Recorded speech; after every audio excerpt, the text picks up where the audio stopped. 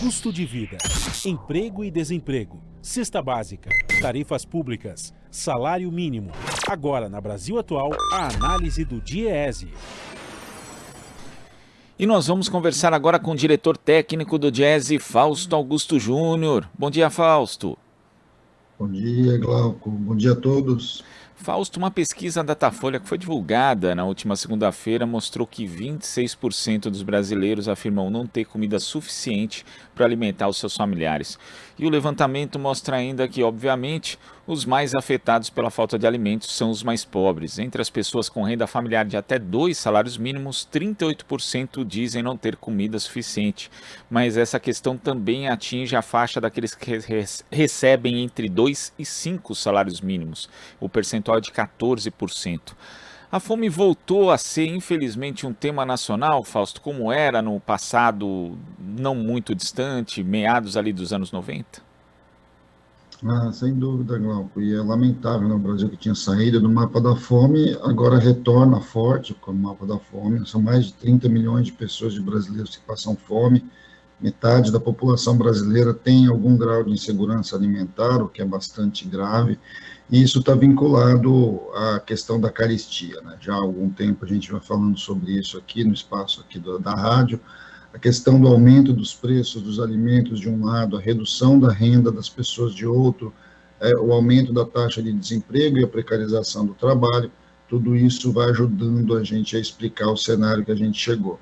De alguma forma, o que a gente está assistindo agora são consequências de uma política que vem sendo implantada desde 2016, mas principalmente a partir de 2018, que foi desorganizando todo o sistema de produção, né, e todo o sistema de regulação de preços dos alimentos no Brasil, e, além de tudo, veio precarizando o mercado de trabalho, diminuindo a condição de renda dos trabalhadores, que acontece principalmente a partir da reforma sindical e trabalhista de 2017, no enfraquecimento do movimento sindical de um lado, o aumento da precarização de outro. De alguma forma, tudo isso vai corroborando aí para aquilo que a gente está chamando aí do momento do aumento da fome. É importante lembrar também, né, Glauco, como que os programas sociais foram sendo desestruturados. A gente viu aí a fila que está acontecendo em relação ao Bolsa Família, que é o antigo Bolsa Família, agora Auxílio Brasil. Tudo isso vai ajudando a gente a entender a situação que o Brasil vai chegando num momento tão complicado da sua história. A questão da fome é uma questão que atinge, obviamente, os mais pobres, mas a insegurança alimentar é algo que atinge um conjunto bastante grande da população. E aí o debate que precisa ser feito também tem a ver com a questão das áreas plantadas no Brasil, com relação à produção dos alimentos, quem produz o alimento e o fornecimento disso, como é que tem um apoio à agricultura familiar, tudo isso que de alguma forma deveria fazer parte da estratégia de um governo que pensa no seu povo, basicamente ficou à margem aí nesses últimos 4 anos.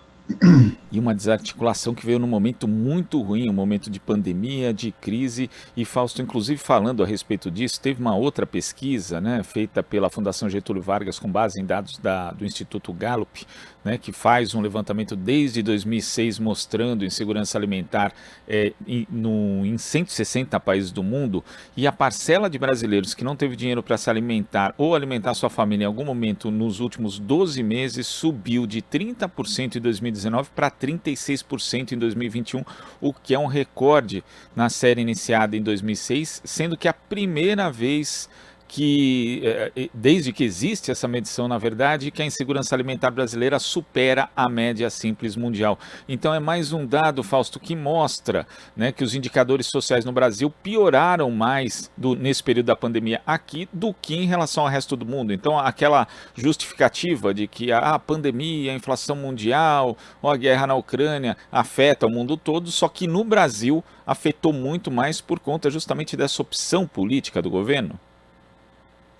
Glauco, aí é um pouco dos dramas que a gente vive. Na verdade, o Brasil tinha, no caso da questão da fome, da produção de alimentos, o Brasil poderia estar no cenário oposto, né? Inclusive oposto que o mundo vive. O Brasil é um dos maiores produtores de alimentos do mundo. O Brasil tem uma estrutura e uma quantidade bastante grande de área plantada.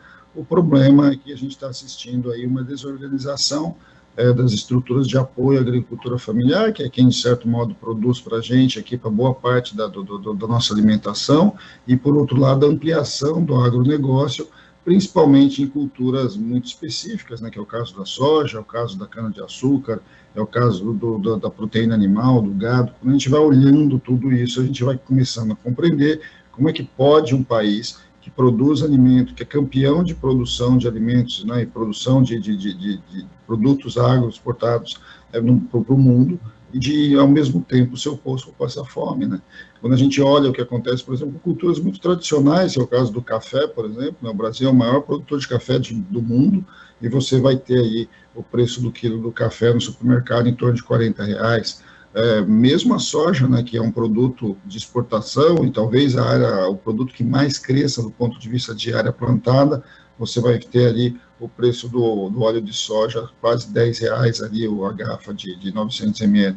Quando a gente vai olhando tudo isso, a gente vai vendo como que essa lógica de commodities, né, essa lógica de transformar tudo em produtos para a exportação, foi simplesmente retirando o alimento da mesa do brasileiro.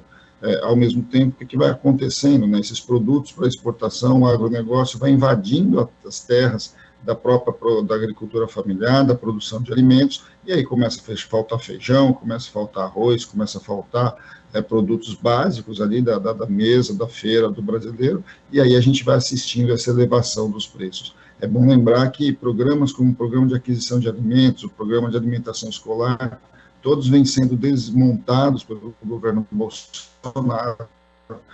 Todo o que passa em relação aos nossos estoques reguladores foram todos zerados, o papel da Conab foi simplesmente desmontada, e aí a gente vai ver como que, e não é à toa então, que o preço da cesta básica vem crescendo mês a mês, e vem crescendo inclusive acima da inflação, uma inflação que já está superando a casa dos 12% ao ano.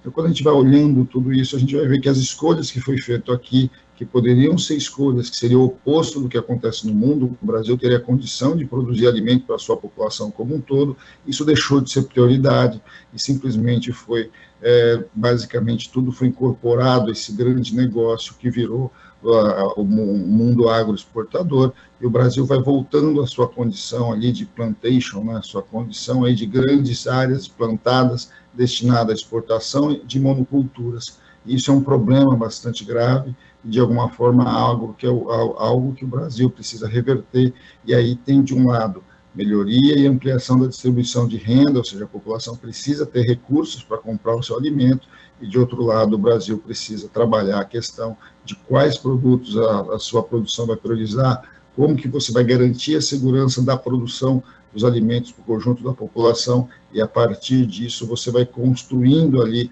uma nova base para a gente sair desse mapa da fome. O atual modelo que está aí amplia a fome, diminui a produção de alimentos, avança aí sobre a pobreza, quer dizer, aumenta a pobreza, e em especial a pobreza absoluta, e a gente precisa fazer um debate, distribuição de renda e, de alguma forma, segurança alimentar, são duas questões que andam juntas.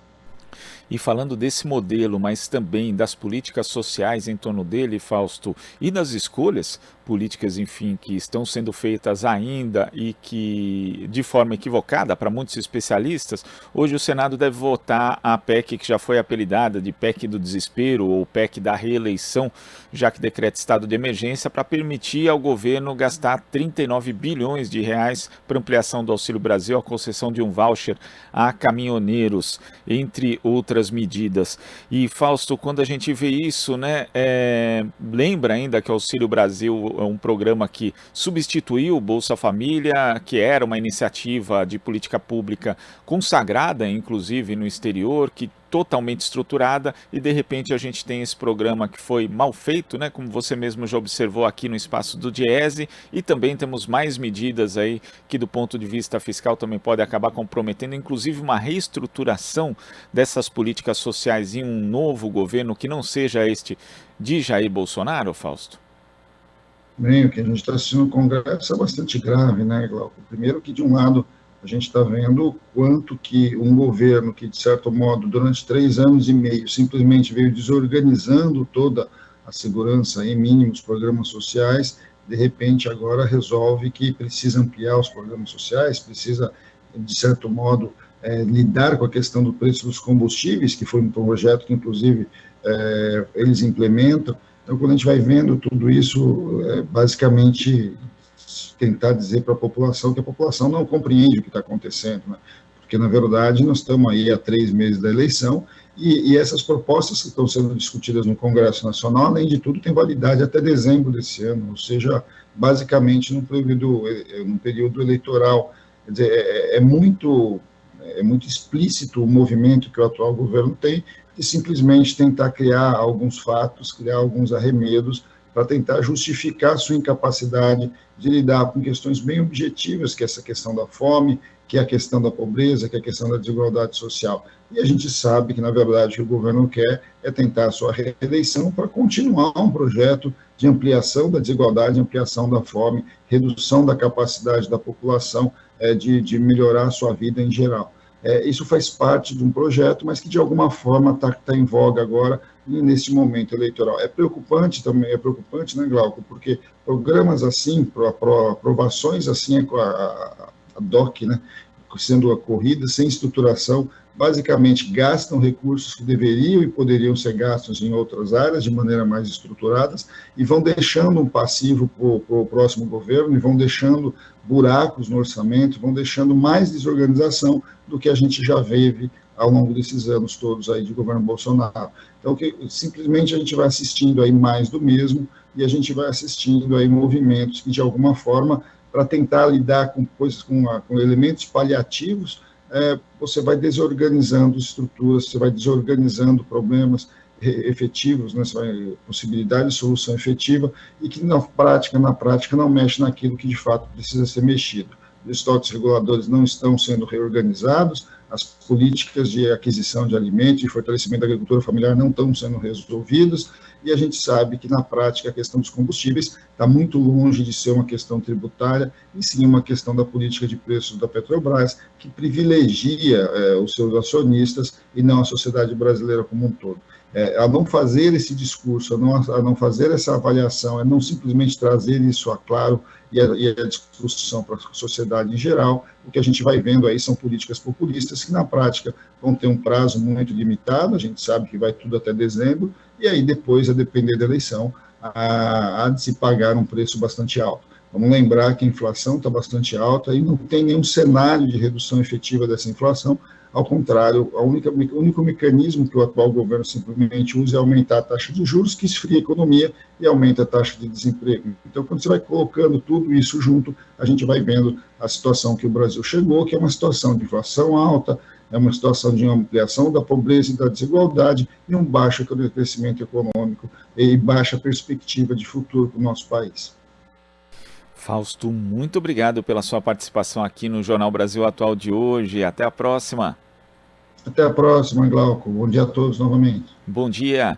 Conversamos aqui com o diretor técnico do Diese, Fausto Augusto Júnior. Você está ouvindo Jornal Brasil Atual.